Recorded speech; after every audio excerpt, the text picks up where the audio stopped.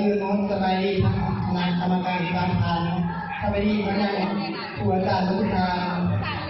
สบายดีนายหน่อยที่นักศึกษาในสายการต่างประเทศทุกคนข้าพเจ้าชาวอะไรดีเวลาเป็นตัวแทนของสร้างดี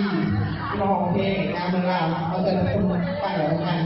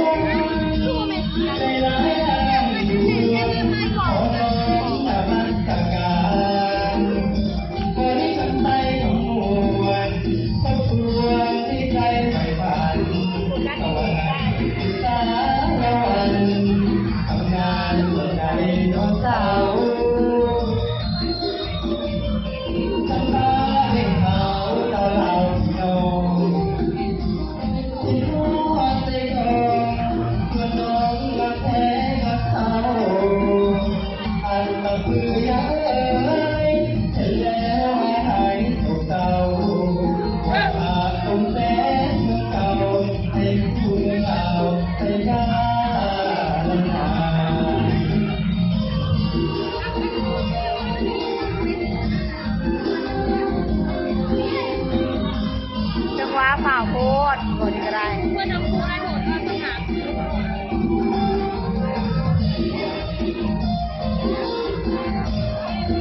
ไม่นายก็ไฟซานอย่างเดียว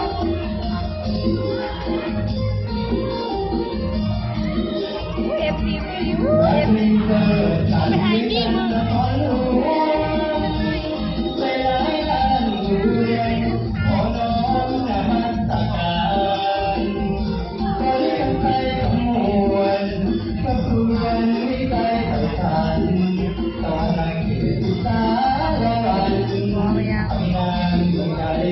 Bye.